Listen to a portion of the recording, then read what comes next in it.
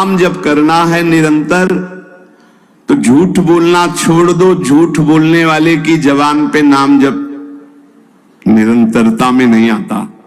पकड़ो, मृषावादम परिहरेत, झूठा बोलना बंद करो। माला है, नाम जप कर रहे हो, सत्य बोलो। झूठ बोलने से क्या लाभ मिलेगा? भगवान नाम में चल रहे हो, भगवत मार्ग में चल रहे हो। और देखो, व्यापार आदि में भी झूठ बोलने की जरूरत नहीं। जिनको लगता है बिना झूठ बोले व्यापार नहीं चलता, वो कमजोर हृदय के हैं। सब कोई जानता है मुनाफे के लिए व्यापार किया जाता है। अपनी सामान का मुनाफा जोड़कर बोल दीजिए, झूठ बोलने की जरूरत नहीं। अरे बहुत झूठ बोलते हैं।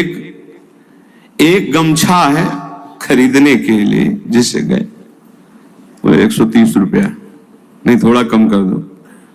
वो तो बताएं, कसम से कहते हैं 120 का लाए। अब 120 का तुम ले ही ले, तुम्हारे लिए कसम बोलने की क्या जरूरत थी? झूठ क्यों बोल गए? भाई 130 काम दे रहे हैं, तुम्हें लेना लीजिए, नहीं दूसरी दुकान दीजिए। ज्यादा उसमें चापलूसी या झूठ बोलने की जरूरत नहीं। मृषावादम परिहरेत, यदि आप व्यापारी हैं या गृहस्थी में कोई भी कार्य बोले बिना झूठ बोले काम नहीं चलेगा। ऐसा तो हमें शास्त्रों में कहीं नहीं मिला कि कोई व्यापार, कोई ऐसा कार्य की झूठ हो। हाँ, एक जगह जरूर झूठ बोल देना चाहिए। यदि किसी के प्राण बच रहे हैं, सर्वस्व का नाश बच रहा है, जरूर झूठ बोल दो, उसके प्राण बचा लो। वो झूठ तुम्हें सत्य का लाभ प्रदान करेगा। अपने स्वार्थ के लिए झूठ मत बोलो। और कम से कम भजन करने वाले तो झूठ से थोड़ा बचने की को, थोड़ा इसलिए कह रहे हैं कि पूरा हरिश्चंद्र बनना तो बहुत ही कठिन है, क्योंकि मोबाइल का समय है। अब झूठ ना बुलवावे तो इसकी महिमा क्या है? झूठ तो बुलवा ही देता है। बहुत झूठ पकड़ा जाता है। झूठ वो जहां मोबाइल तो आजकल तो हेलो ही बोलते हैं सब, बोले राधे राधे राधे राधे। कहाँ हो? बाजार में है इस समय, बगले के फ्लैट में है, बाजार में है इस समय, तो नहीं मिल सकते। बाजार झूठ बुलवाता है, मोबाइल बहुत झूठ बुलवाता है। वृंदावन में है, अपने घर में है, कहाँ हो? इस समय तो आगरे में है, आज तो नहीं मिल सकते, फिर आगे बताएंगे आपको। अब क्या जाता है, झूठ बोल दी। अरे भैया, बेमतलब झूठ बोल रहे हो। नहीं, असत्य संपातक पुंजा। और बता दें, झूठा मुंह मत रखना। यदि निरंतर नाम जप करना, चरणामृत पीने से झूठा नहीं होता, भगवत प्रसाद का किनका लेने से झूठा नहीं माना जाता। शेष कुछ भी झूठा मत रखना। कल हमको एक डॉक्टर साहब शिक्षा दे गए हैं कि आप शराब मांस आदि के लिए तो निषेध करते ही हैं, तमाकू और पान मसाला का भी निषेध कीजिए, क्योंकि इससे कैंसर हो जाता है। तो इसमें और दोष है कि जैसे आप, अब जब चिंतन हुआ तब समझ में, आप मुख में रखोगे तो मंत्र नहीं जप पाओगे। फिर खूब अच्छे से कुल्ला करके, जी भी करके, आचमन करके फिर मंत्र, और ऐसा कौन करता है?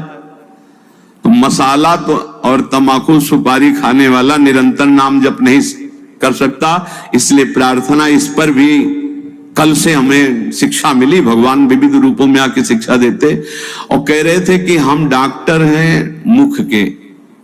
सैकड़ों ऐसे लोग जिनके मुख के कैंसर हो गए हैं, जो तमाकू, गुलमंजन, पान मसाला, तो ये भजन में भी खतरनाक है भाई।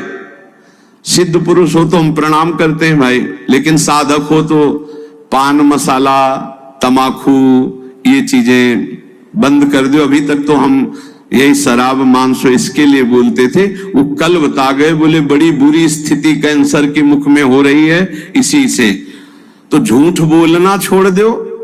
पान मसाला, तमाकू, ये सब इस भजन के लिए बहुत बाधक वस्तुएं हैं। कुर्यात प्रिय मया चितः, कभी दूसरे का अप्रिय न करे। अब यहां विचार करना है, दूसरा अपनी भावना से दुखी हो रहा हो बात अलग है, हम कोई ऐसा अप्रिय कार्य, अप्रिय वचन, अप्रिय चेष्टा न करें। न च कामान सरंभान द्वेषाधर्म मुत्सृजेत, कभी काम से पीड़ित होकर धर्म का त्याग न करें।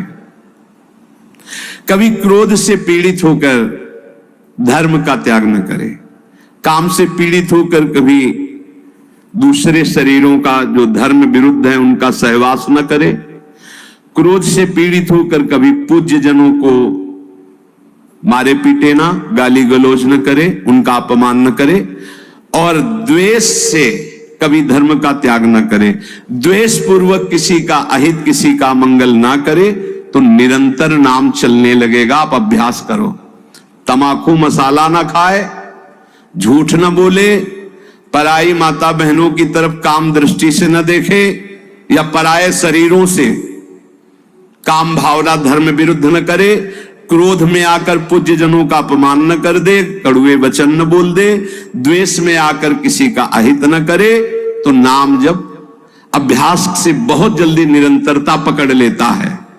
न पापे प्रतिपापः स्यात् साधुरेव सदा भवेत्, आत्मनैव हतः पापो यह पापम कर्तुमिच्छति।